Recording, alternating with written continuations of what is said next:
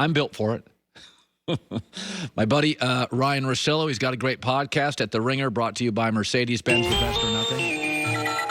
Yeah, well, Russillo and I used to hang out, but apparently I'm a physical liability now. You gotta have a doctor on dial when you go out with me, Russillo. So how are things in your life? How are you doing? I'm good. I was telling you, if you're going to dip your toes into the PEDs, you just had to, because I know you're trying to keep this appearance up, so I'm worried about you, big guy. I'm doing okay. So it's funny. I take a week off with Russell Wilson, and suddenly he's Mr. Controversy. And my gut feeling on this, Ryan, is when guys who don't talk suddenly talk, there's something, right? Like, this is not just an off-season story.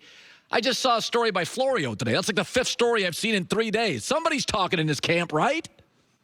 Okay, so if we back up a few years, I remember back when we were working together all the time and we would talk about different guys. Like, I think Russell Wilson's one of the 5 best quarterbacks in the league. I argue for his cause all the time, but he's arguably the single worst interview in sports today. All right. And if you go back and look at any time he's ever done anything, he is in a rush to go off the checklist of, man, that O-line, and man, the running backs are terrific, and DK, these guys, and Tyler, they're making plays, and the coaching staff got us ready. And it's like this like repetitive spoken word deal where you're like, okay, we got it. You want to seem like you're the guy checking off all the boxes so that you're giving everybody else a compliment. And that's his routine, and that's the way he wants to present himself. I find it very scripted and honestly incredibly boring, but that tells me that him leaking or leaning towards anything where there's maybe a, hey, maybe I'm not going to be here, or maybe I am available in trade, is so much more for him than it would be anyone else. So I actually, look, I don't know if he's ever going to leave, but I thought that was a tactful commentary by him because he's never done anything like that before. Yeah. So there's a couple of, it's the NBA has always been the transactional league. I would argue the playoffs are my favorite thing. The transactions are my second favorite thing. And regular season is often third. And I don't feel that with football because I still love the television product. But it is becoming more of a transactional league. And we've already seen Stafford and Goff, and we got Deshaun coming up. The J.J. Watt is interesting to me. I think we would both agree Wisconsin, Green Bay kind of feels like a fit. There's a story out today in Cleveland. So, by the way, J.J. loves these stories out because he's an aging player. He's expensive.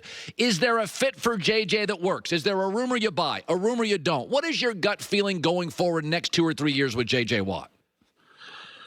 I'd imagine he wants to go somewhere where he has a chance to win above anything else. The Green Bay thing, I think we can make it a little bit more complicated than he went to Wisconsin, so of course he's going to want to be a Packer. I think, as far as like looking at cap sheets and all that kind of stuff, you can figure out a transaction, especially for somebody at JJ at this point of his career. I thought he played well last year. I really did. Yeah, he did. I feel like he was so dominant for so many years, and we know what happens with any player. When you don't look like that version of yourself, you're only being compared to yourself. I thought he was a terrific player last year. Maybe terrific's a little high, but I felt like he was actually impacting the pocket and a guy that you would want on your team. And considering, look, people can make fun of him, but we at least know he cares and he wants to win. And I can't imagine that he's going to go to any of these rumors where it's a team that doesn't have a really good chance of coming out of their conference. I don't buy it.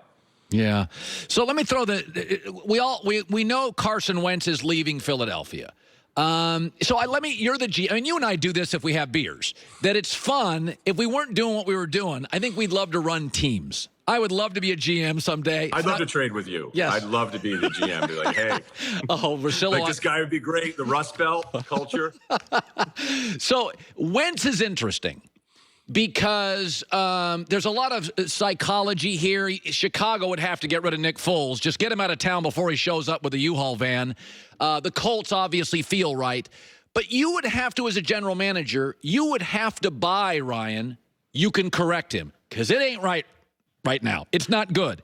Are you a buyer for second chance Carson Wentz today if you ran a team? I am. And I'll tell you why. It was ugly. It was ugly this year. But going back 2 years ago to carry those numbers over, he was throwing to guys that were playing quarterback in college, street free agents, and you still felt like they had a bit of a chance. So I don't know what happened this past year. I don't know if he's the bad guy. Maybe they're all the bad guy. I don't know who's complicit in this entire story. But I do know this. If you've talked to anyone that has run a team or coached an NFL team, and if they don't have a solution at quarterback, there's so much more value in a guy that's had the good runs like Carson Wentz has had. And the other thing I think we've all learned about Wentz, like when you have Dilfer on, or I have him on, or any of these guys that ever played that position, they are so enamored with Wentz's physical abilities that maybe sometimes it overshadowed some of the decision making, because they'd always be like, that throw right there, nobody else can make that throw. Carson Wentz is the only guy. And you'd be like, really? He's the only guy? Like, all right, maybe 3 guys, but those are those throws. So that's why so many former players love this guy so much. But the former GMs and coaches, whenever they're looking at their checklist of guys that they can find that are out there, the fact that he even has a 2017 on his resume makes him more appealing. And so I think the social media aspect of this, the news part of it, Colin, all the talk shows, they're so anti-Wentz that I feel like I'm a buyer just going in the opposite direction of people acting like he's incapable of ever doing the job again. And that seems pretty extreme. Yeah. Deshaun Watson's interesting. We all know he's good. Listen, Houston says they don't want to move off him. I think the Carolina stuff makes sense. You could give him Bridgewater, McCaffrey, 3 or 4 first-round picks. You know, you're never going to get equal value, but I do think Carolina's got some receivers. I like Matt Rule. I think Deshaun in that division. Breeze is leaving, Brady's old, and Matt Ryan's past his peak. The Carolina stuff feels kind of right.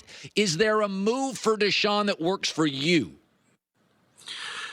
He'd have to, he's got to be in a situation where he likes the coach for like the first time ever in his career, because it never happened with Bill O'Brien. This stuff had been going on for a while. And now he's even in a worse situation where, I think it's kind of interesting how this has played out, where it's like, oh, Brett Favre and Dick Vermeil said this. Almost everybody else is on Deshaun Watson's side.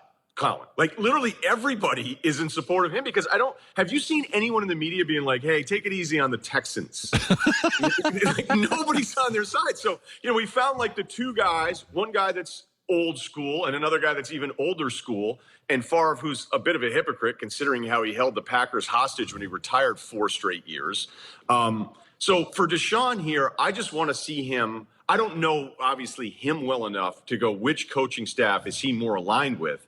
But you should be able to give up 3 firsts for him and feel good about it. I mean, not that the Trevor Lawrence thing would ever even happen, but if you were the Jags and you could say like, hey, we'll give you Trevor Lawrence for Deshaun, you do it in a second because of his age and the fact that we've already seen him do it. So 3 first-rounders for some of these quarterbacks that we've never even seen play in the game. Like, we've never actually seen them do it on Sundays, and teams are moving 3 first-rounders for these guys.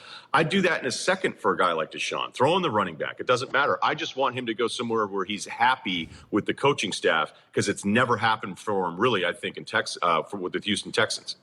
All right, the Ryan Russillo podcast. We got to get together soon. As you well know, I'm leaving your neighborhood. So I only got like 6. I know. It's not going to be the same without me. I'm not to be humble. Did you tell Vince Vaughn yet? I haven't seen Vince lately. I've been spending time in hospitals, so, I haven't had time to talk to Vince Vaughn. All right, buddy, good seeing you. I'll tell him. All right. Hey, Ryan Russillo, the Ringer.